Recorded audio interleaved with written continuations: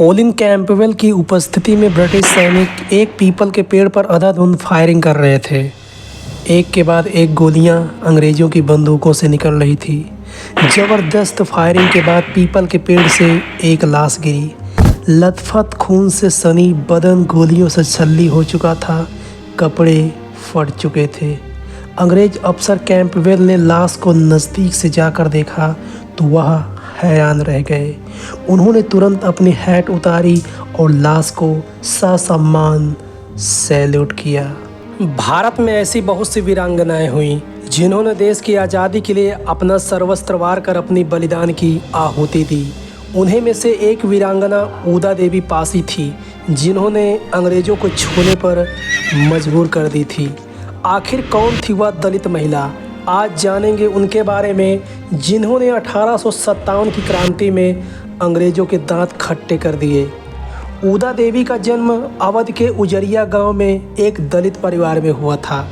बचपन से ही उनके मन में क्रूर व निर्दयी अंग्रेज़ों के प्रति आक्रोश था। उनका विवाह अवध सेना के ही एक सैनिक मक्का पासी के साथ संपन्न हुआ। जब कुशासन का झूठा आरोप लगाकर 1856 में अंग्रेज़ों ने अवध के नवाब वाजिद अली शाह को गिरफ्तार कर कलकत्ता में निर्वासित कर दिया, तब अवध की बागडोर उनकी पत्नी बेगम हजरत महल तथा बेटे विरजिस कादिर के हाथ में आ गई।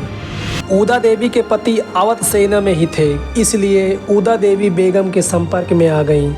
उन्होंने बेगम से अंग्रेज़ों के खिलाफ छिड़ी जंग में हिस्सा लेने की इच्छा व्यक्त की।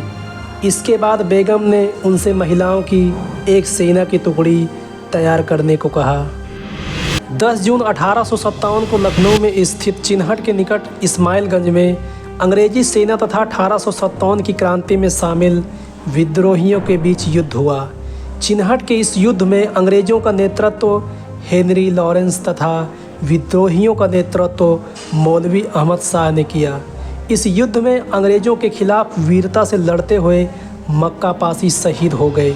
ऐसा कहा जाता है कि ऊदा देवी ने अपने पति के मृत शरीर पर उनकी शहादत का बदला लेने की कसम खाई।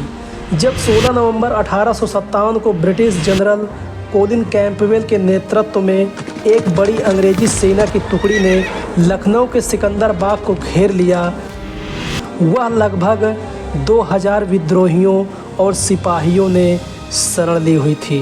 ऊदा देवी ने अपनी महिला फौज की टुकड़ी को अंग्रेजी सेना से सामना करने का आदेश दिया। अंग्रेज अपने किले को हासिल करने के लिए पूरी फौज के साथ इस किले पर आक्रमण करने वाला है, इसलिए मेरी जितनी भी महिलाएं हैं वो सब तैयार हो जाएं और वीरता और शौर्य के साथ इस युद्ध में शामिल हो। जय मां भुइया देवी की।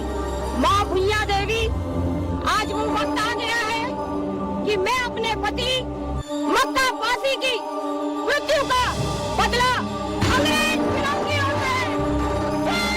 और पुरुष का वेश धारण कर दोनों हाथों में पिस्तौल और कारतूस लिए ऊदा देवी स्वयं एक पीपल पेड़ पर चढ़ गई और फिर वहीं से एक निशानेबाज की तरह अंग्रेजी सिपाहियों पर एक के बाद एक सटीक निशाना लगाकर उन्हें ताश के पत्तों की तरह गिराने लगीं। वे तब तक अंग्रेज़ों पर हमला करती रहीं जब तक उनके पास गोला बारूद ख़त्म नहीं हो गया, और इस तरह करीब 32 अंग्रेजी सेनाओं को अकेले दम पर मौत के घाट उतार दी थी। लेकिन जब अंग्रेज़ों को भनक लगी कि कोई निशानेबाज ऊपर से निशाना लगा रहा है, तब अंग्रेज़ों ने पेड़ की तरफ निशाना साधते हुए गोलियों की बौछार कर दी, जिसके कारण गोली लगने से ऊदा देवी की मृत्यु हो गई और वह पेड़ से नीचे धरती माँ की गोद में आ गई। अब जब अंग्रेज़ों ने देखा कि यह कोई पुरुष नहीं महिला है, तब वे हैरान रह गए और ऊदा देवी की वीरता देखकर कैंपबेल अपनी हैट उतारकर उन्हें ससम्मान सैल्यूट किया। उनकी वीरता के चर्चे उस समय इंग्लैंड के अखबारों में भी छपे थे। आज भी गर्व से पीलीभीत में ऊदा देवी की बहादुरी और वीर गति की प्रशंसा में लोकगीत गाए जाते हैं। ऊदा देवी के बलिदान को याद करने तथा उन्हें सम्मानित करने के उद्देश्य से पासी समुदाय द्वारा हर वर्ष 16 नवंबर को ऊदा देवी का शहीद दिवस मनाया जाता है। उनके बलिदान को हमेशा याद करने तथा उनके सम्मान में सरकार द्वारा लखनऊ के सिकंदर बाग में ऊदा देवी की मूर्ति का भी उद्घाटन और स्थापना कराई गई है। ऐसे ऐतिहासिक वीडियो को देखने के लिए हमारे चैनल को सब्सक्राइब अवश्य कर दीजिएगा मित्रों, जिससे प्रत्येक वीडियो का नोटिफिकेशन आप तक पहुंच सके।